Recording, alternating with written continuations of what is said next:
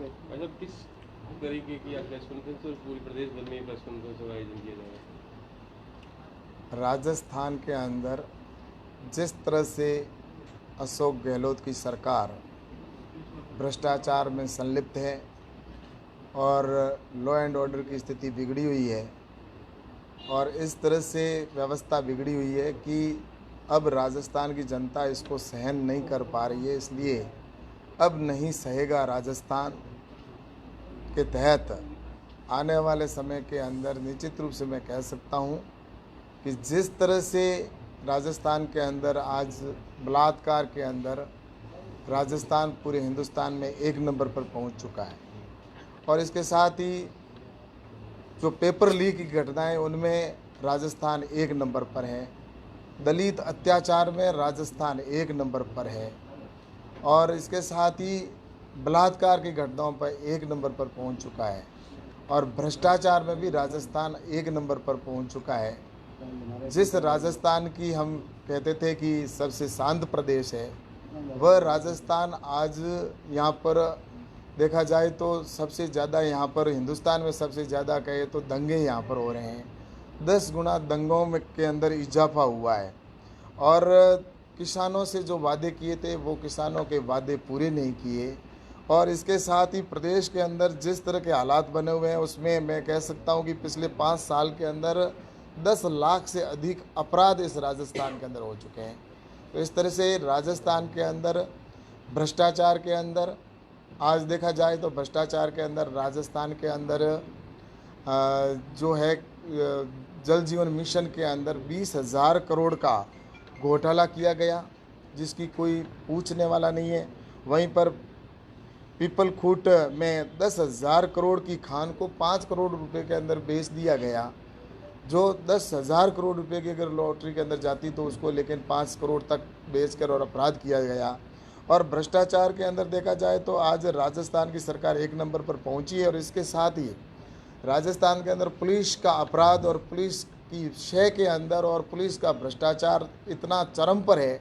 कि आम आदमी भी राजस्थान के अंदर सुरक्षित नहीं है। और यहाँ की सरकार जिस तरह से भ्रष्टाचार और पुलिस के साथ में पुलिस का भी अपराध और पुलिस की भ्रष्टाचार और पुलिस की मौजूदगी के अंदर जिस तरह से अपराध हो रहे हैं और इसके साथ ही पुलिस स्वयं पुलिस के थानों के अंदर बलात्कार की जैसी घटनाएं हो जाती है, तो मुझे लगता है कि राजस्थान के अंदर हर दृष्टि से देखें तो आज अपराध के अंदर भी 1 नंबर पर पहुंचा है। और पिछले 5 साल में लगभग 2 लाख महिलाओं के ऊपर अपराध हुए हैं। और सांप्रदायिक दंगों की बात करते हैं तो दंगों की संख्या इतनी हुई है कि जो लगभग मैंने कहा कि 10 गुना बढ़ी है और कन्हैयालाल जैसे कई लोगों की यहाँ पर राजस्थान के अंदर जाने जा चुकी है। और इस तरह से मैं कह सकता हूँ कि राजस्थान के अंदर अपराध के अंदर भी 1 नंबर पर, दंगों में भी जिस तरह से आज आम आदमी सुरक्षित नहीं है। और इसके साथ ही मैं आपको ये भी बताऊं कि राजस्थान का जो किसानों से इन्होंने वादा किया था कि हम किसानों का संपूर्ण कर्जा माफ़ करेंगे, तो कर्जा माफ़ किया नहीं और बिजली की दरें लगभग डबल हो गई। और इसी के साथ में आज टैक्स में सबसे ज़्यादा अगर महंगी है बिजली तो वो राजस्थान के अंदर है और सबसे ज़्यादा डीजल अगर कहीं महंगा है तो वो राजस्थान के अंदर है। तो इस तरह से मैं आपको बता सकता हूँ कि आज राजस्थान के अंदर प्रतिदिन जैसी घटनाएं हो रही है कि अपराध में भी देखो, चाहे भ्रष्टाचार के अंदर देखो और चाहे आज बलात्कार की घटना की अगर हम बात करते हैं तो राजस्थान में 22%, देश का 22% अपराध बलात्कार की घटनाएं राजस्थान में हो रही है और प्रतिदिन लगभग 20 ऐसे अपराध बलात्कार की घटनाएं राजस्थान में हो रही है। आज जिस समय मैं बात कर रहा हूं तो उस समय भी कहीं न कहीं कोई अपराधी मेरी बहन के साथ में बलात्कार की जैसी घटना कर रहा होगा। तो ऐसा राजस्थान का एक तरह से आलम हो गया है। ये सब इसलिए हुआ कि राजस्थान में अशोक गहलोत की जो सरकार है वह सरकार अपने आप को सिर्फ बचाने में लगी रही और युवा हैं वो अपने आप को ठगा महसूस करते रहे, युवाओं के पेपर लीक होते रहे। जिस युवा को उम्मीद थी कि मैं परीक्षा देकर मेरे जीवन के अंदर कुछ अच्छा करूंगा, लेकिन उस बेचारे जो युवा साथी था उसका पेपर लीक होने की वजह से उसके सपने सब मिट्टी में मिल गए। और इवन आरपीएससी के अंदर जिस तरह से अपराध हुआ, जो भ्रष्टाचार हुआ, और उससे भी आगे बढ़कर जिस तरह से योजना आयोग के अंदर, सचिवालय के अंदर भ्रष्टाचार, जिस तरह से करोड़ों रुपए पकड़े जाना, सोना पकड़े जाना, और उसके बावजूद भी कोई कार्रवाई नहीं होना, और जितने भी कोई भी अगर ट्रैप भी होता है तो वो ट्रैप होने के बाद भी बड़े आराम से नौकरी पे बैठा है, मन चाहे स्थान पर उसको लगा दिया जाता है। तो इसका मतलब स्पष्ट है कि यहाँ से लेकर सारे जो मंत्री हैं इनके, चाहे इनके विधायक हैं या इनके कांग्रेस के कार्यकर्ता दलाल बने हुए बैठे हैं थानों के, और मुख्यमंत्री से लेकर, और जिस तरह से भ्रष्टाचार किया जा रहा है, अशोक गहलोत की मौजूदगी के अंदर अध्यापक कहते हैं कि हम पैसे देकर ट्रांसफ़र करवा रहे हैं, और ऐसे ट्रांसफ़र सिर्फ एक शिक्षकों के ही नहीं, हर विभाग के अंदर जिस तरह से भ्रष्टाचार हो रहा है, उनको पैसे देकर उनको ज्वाइनिंगें दी जा रही है। थाने की नीलामी बोली लगती है, थाने के कौन सा थाने का कितना पैसा है ये पहले तय होता है कि इस थाने का ये थानेदार होगा जिसकी इतनी बोली लगती है। थानों की बोलियाँ, डिप्टी ऑफिसों की बोलियाँ लगती है, कौन एसडीएम होगा उसकी भी वो अपनी घूस देकर उस स्थान पर आता है, और जो आता है वो जनता से ही वसूल करता है। तो इस तरह से राजस्थान के अंदर जो बाढ़ी खेत को खाने लगी है, और इसका इतना स्थिति बिगड़ी हुई है, इसलिए राजस्थान की जनता ने आने वाले समय के अंदर ये मानस बनाया है कि ये जो 4 महीने बचे हैं, इन 4 महीनों को कैसे निकाले। जनता बड़ी मुश्किल से ये जिस तरह से भ्रष्टाचार हो रहा है या बहन बेटियों के ऊपर बलात्कार, जो वादे किए थे वो पूरे नहीं किए, और इसीलिए अब राजस्थान की जनता नहीं सहेगी, राजस्थान ये सहन नहीं कर पाएगा, और इसीलिए भारतीय जनता पार्टी नहीं सहेगा राजस्थान का अभियान प्रारंभ किया है, और जनता के बीच में हम जाएंगे, और जनता की उम्मीदों के ऊपर आने वाले समय के अंदर जो उनकी राजस्थान जो पूर्व में एक आगे बढ़ रहा था,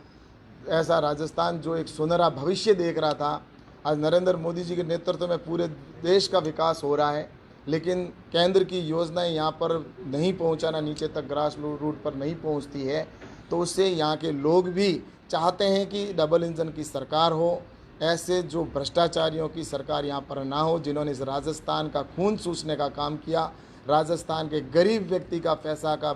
खाने का काम जिन लोगों ने किया है, उनको आने वाले समय में एक सुशासन वाली सरकार चाहिए, और वो सुशासन की सरकार भारतीय जनता पार्टी ही दे सकती है। तो इसलिए राजस्थान की जनता ऐसी बहरी, गूंगी और भ्रष्ट और निकृष्ट सरकार को आने वाले समय के अंदर निश्चित रूप से फेंकने का संकल्प लेगी। और ये जो अशोक गहलोत की सरकार, जिसने आपने देखा होगा कि सचिन पायलट की लड़ाई के अंदर और इनकी आपस की लड़ाई की वजह से यहाँ के मुख्यमंत्री बने हुए एमएलए घूम रहे हैं, और हर विधानसभा के अंदर देखा जाए तो जिन्होंने चुनाव लड़ा वो भी वहाँ पर दलाल बना हुआ है, तो विधायक है तो वो भी उनको लूटने का काम कर रहा है। तो इस तरह से भ्रष्टाचार का आलम है, और बहन बेटियों के ऊपर बलात्कार की घटनाएं प्रतिदिन होती जा रही है। तो मैं सोचता हूँ कि ऐसे अपराध वाला ये प्रदेश बन चुका है जिसको एक सुशासन देने की आवश्यकता है, और इसीलिए अब आने वाले समय के अंदर भारतीय जनता पार्टी जनता के बीच में जाएगी, और अब इस कांग्रेस के कुशासन को और इस अपराध को नहीं सहेगी। पाटोदी प्रकरण को लेकर एक आपको बेटे भी मिले थे आपसे दिल्ली के अंदर, और महिला आयोग ने शिकायत भी की थी, क्या हुआ, उस पर कुछ हुआ, एक्शन हुआ नहीं हुआ? मैंने जैसा कहा कि राजस्थान के अंदर हो चाहे बाड़मेर ज़िले के अंदर हो, सब जगह भ्रष्टाचार का आलम है, और इसी का परिणाम है कि पाटोदी पंचायत समिति के अंदर जिस तरह से भारतीय जनता पार्टी के पंचायत समिति के सदस्यों को उठाकर लेके गए और उनको बंधक बनाकर रखा हुआ है पिछले 1 महीने से, और वो सदस्य नहीं चाहते कि वो वहाँ पर जाकर कांग्रेस को मत दे, लेकिन उसके बावजूद भी उनको बंधक बनाकर 1 महीने से रखा है। एक ऐसा भी हमारा सदस्य था जिसकी पत्नी को वो लेके गए, 15 दिन तक उन्होंने पत्नी को भी बंधक बना के रखा, और वो आज भी उनके साथ बंधक बनाई हुई है, और उसके बाद में उनको मजबूरी के अंदर उनको जिस तरह से उनके साथ उन्होंने किया। और उसके बाद में एक माँ के 3 बेटे थे, उनकी माँ को लेके गए हुए 1 महीना हो गया। वो जो माँ है वो बुज़ुर्ग है, मेडिसिन लेती है, लेकिन उसके बावजूद भी उनके तीनों बेटे आए मेरे पास दिल्ली में, और वो मेरे सामने आकर रोने लगे कि हमारी माँ को लेके गए हुए 3 महीने हो गए, 1 महीना हो गया, लेकिन हमें वो ना तो बात करवा रहे हैं और ना ही उनसे वो कोई हमारे से उनको मिला रहे हैं। ऐसे वो सिर्फ एक दिन की मीटिंग का कहकर लेके गए थे, लेकिन आज दिन तक उन्होंने हमें मिलाया नहीं है। पता नहीं हमारी माँ के क्या हाल होंगे। ऐसा करके वो महिला आयोग के अंदर भी गए और महिला आयोग की सदस्य भी यहाँ पर जब आने लगी और महिला आयोग की जब सदस्य आने की उनको भनक हुआ, तो नाकोड़ा के अंदर जिस तरह से लालबाग की घटना है वो देखकर तो मुझे लगता है कि आज इस बाड़मेर ज़िले के अंदर अब रक्षक की भक्षक बन चुके हैं। यहाँ का स्थानीय विधायक स्वयं वहाँ पर जाकर जिस तरह से गुंडागर्दी करता है, और उन लोगों ने जिन्होंने अपनी माँ को लाने की महिला आयोग में गुहार लगाई, उन तीनों बेटों में से 2 बेटों को उठाकर ज़बरदस्ती वो पुलिस की मौजूदगी के अंदर लेके चले जाते हैं। वो मेरी उस समय फ़ोन से बात चल रही है, वो रो रहे हैं कि हमें मारा जा रहा है, और मारते हुए मैंने पुलिस को फ़ोन भी किया। पुलिस गई और पुलिस ने ही उनको उनके साथ रवाना कर दिया, और एक लड़का जो उनका एक भाई था वो वहाँ से भाग गया, और वो भाग के पीछे से 3 मंजिला बिल्डिंग से वह व्यक्ति वहाँ से नीचे उतरा है, जो बेडशीट होती है उसको बांध के, और 3 मंजिला उतरकर वहाँ से भागा। इस तरह से एक विधायक की ये निकृष्टता है कि इस तरह से वो एक जिस तरह से उन्होंने और किया है। और उसके साथ ही मैं आपसे कहना चाहता हूँ कि पुलिस प्रशासन भी पंगु बना हुआ है। यहाँ का जो एसपी है 1 नंबर का भ्रष्ट है। जो एसपी खुद उससे मिला हुआ है, पैसे खाए हुए हैं, जिसकी वजह से आज उनके तीनों बेटों को भी अपहरण करके लेके चले गए। और उसके बाद में यहाँ की जो उसका एक बेटा है वो आज भी महिला आयोग के आगे जाकर उसने गुहार लगाई। कल 1000 से ज़्यादा लोग आकर इनके आगे गिड़गिड़ाते रहे कि उस माँ को लाओ, लेकिन वो माँ के क्या हाल होंगे वो जाने। और उसकी बेटों के हाल तो मैं एक का देख रहा हूँ, दूसरे को मारते मारते लेके गए, अपहरण करके लेके गए, और उसमें यहाँ का विधायक भी शामिल है। मुझे बड़ा दुख होता है कि मैं उस समय फ़ोन चालू था, लेकिन मेरे हाथ नहीं पहुँच रहे थे कि मैं उनको कैसे पकड़ूं। और पुलिस ने खुद को फ़ोन किया, लेकिन एसपी के निर्देशों की वजह से और यहाँ की जो